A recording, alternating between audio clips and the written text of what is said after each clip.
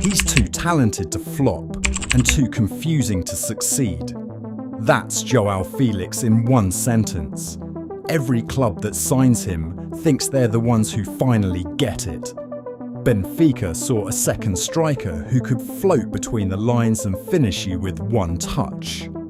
Atletico paid superstar money for him, then begged him to play like a worker, a runner, a soldier in Simeone's system. Chelsea treated him like a luxury toy in a team with no idea what it wanted to be. And Barcelona? They love the name, they love the highlights, but they still don't know if he's a winger, a 10, a second striker, or just vibes. The truth is simple. Joao Felix isn't a fraud. Football just keeps asking him to be everything except the one thing he actually is. Let's start where the illusion was born. Benfica. Because at Benfica, Joao Felix made sense. He wasn't this positionless luxury everyone talks about now. He had a job. He played off a striker, in that space between midfield and the penalty box, drifting left, right, dropping in, always facing the goal. Benfica gave him structure around his freedom. Runners ahead of him, midfielders behind him, fullbacks wide. His job was simple: find pockets, turn, combine, beat teams with one touch or one pass. And he did. Week after week, he stitched attacks together, scored, assisted, floated into dangerous spaces like it was the most natural thing in the world. And for a teenager, the numbers were just staggering. In 43 matches, he hit 20 goals and 11 assists, leading Benfica to the Primeira Liga title. That version of Felix is the one every scout fell in love with. That version is what justified the massive fee. The problem is, when he left Benfica, everyone paid for that player and then tried to turn him into someone else. In the summer of 2019, Atlético Madrid won the race, paying a staggering €126 million to make him the fourth most expensive player in football history. Atlético wanted him to be a workhorse and a leader, a high-pressing second striker who does all the ugly stuff and then magically produces the beautiful stuff on top. So what happened? The worst thing for a young talent: compromise. He wasn't trusted enough to be built around, but he was too expensive to be benched. He was too talented to ignore, but too different to fully embrace. So they tried to meet in the middle. Some games he played as a second striker, others as a left-sided attacker, others as a sort of 10 in a 3-5-2 formation. You can see the problem just by looking at how people talk about his time at Atlético. You never hear one clear sentence: this was Joao Felix's role.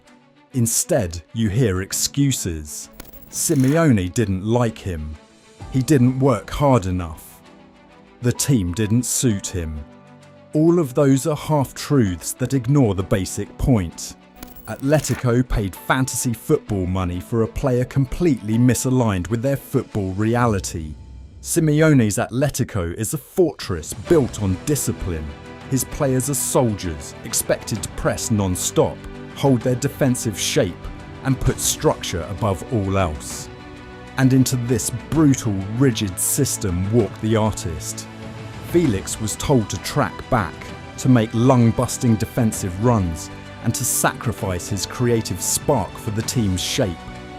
The very magic that made him special at Benfica, the freedom to roam, to take risks, to make something out of nothing, was now seen as a problem. The results were immediate and devastating. His first season was a mess of injuries and inconsistency. You'd see flashes of the old Felix, a brilliant turn, a defence-splitting pass. But these moments became rare islands of creativity in a sea of rigid structure. He often looked lost and isolated, a luxury item in a team that had no time for luxuries. Simeone's frustration grew. He'd regularly sub Felix off, publicly questioning his commitment. The biggest insult came in the Champions League quarter-final against RB Leipzig, the most important game of their season. Felix, their record signing, was left on the bench.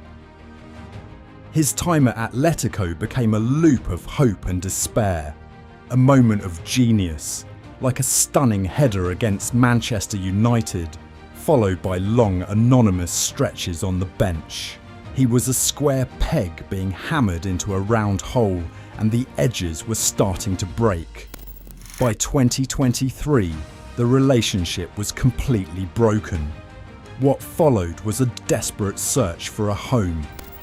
First, a loan to Chelsea in January 2023. It was an escape from Simeone, but an arrival into total chaos. The club was a mess, stuck between managers and identities. If Felix at Benfica was a player with a precise role in a clear structure, Felix at Chelsea was a VIP guest at a party with no music, no lights and no plan. Again, there were flashes, a brilliant goal against West Ham, but no consistency. He ended the spell with just 4 goals in 20 games, and Chelsea decided not to keep him. Next came Barcelona for the 2023-24 season, a club whose philosophy seemed like a perfect match. The home of Cruyff, of beautiful, creative football. And for a while it clicked. He scored huge goals against his old club Atlético and a winner against Porto in the Champions League. But even here, in the supposed cathedral of beautiful football, the demands of the modern game caught up. Under Xavi, the play had become more structured. When Felix's form dipped, he was once again sent to the sidelines, another manager seemingly unable to solve the puzzle. The journey then took an even stranger turn. In the summer of 2024, he went back to Chelsea, this time on a permanent €52 million deal that seemed to make more sense for the accountants than for the team. Unsurprisingly, it was another false start. He was a fringe player, and by February 2025, he was shipped out on loan yet again, this time to AC Milan, his 5th club in 6 years. At the San Siro, the tragedy seemed to hit rock bottom. In 7 starts across Serie A and the Champions League, he didn't contribute a single goal or assist. At 25 years old, a player once tipped for the Ballon d'Or was in footballing limbo, too expensive to get rid of, but too confusing to build around. By the summer of 2025, Joao Felix was tactically homeless. He was a beautiful, expensive problem that none of Europe's elite clubs knew how to solve. A return to his boyhood club Benfica was rumoured, a romantic homecoming to where it all began, but the move fell through. Then an unexpected offer came in, Al Nassr from the Saudi Pro League. The move was met with a sense of sadness in Europe. A player of his talent, leaving for a less competitive league in his prime years, felt like he was giving up, like an admission that he just couldn't cut it at the very top. But for Felix, it was something else, an escape from the rigid tactics, from the crushing pressure of that 9-figure price tag, and from managers who saw his art as a weakness. And in the creative freedom of the Saudi Pro League, playing alongside his countryman Cristiano Ronaldo, the artist has been reborn.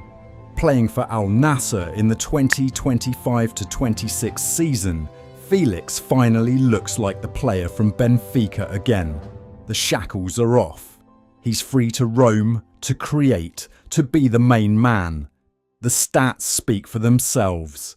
As of February 2026, he has racked up an astonishing 13 goals and 8 assists in the league. He's dropping man-of-the-match performances, like his 2-assist masterclass against Al Khaloud that earned him a 9.0 rating. So what does this all tell us? It tells us that the narrative of Joao Felix as a lazy, failed talent was always a massive misread of the situation. He was never the problem. The problem was modern football's growing obsession with systems over individuals. In an era fixated on gegenpressing, defensive work rates, and players who are just cogs in a machine, the individual artist has become an endangered species. He wasn't a flop. He was a player who was tactically misused at every single turn. His story is a warning about what we lose when we value work rate over inspiration. He is thriving in Saudi Arabia not because the league is easier, but because he is finally, truly free. And that leaves us with a lingering question. Is finding happiness and elite form away from football's biggest leagues a happy ending? Or is it the final heartbreaking proof that the sport at its highest level just had no room for his kind of genius? In the end, is the story of Joao Felix one of personal redemption? Or is he destined to be remembered as football's most beautiful and most tragic waste of talent? Let me know what you think in the comments. Is Joao Felix just misunderstood, or did he simply fail to adapt? And don't forget to subscribe for more stories that go beyond the headlines.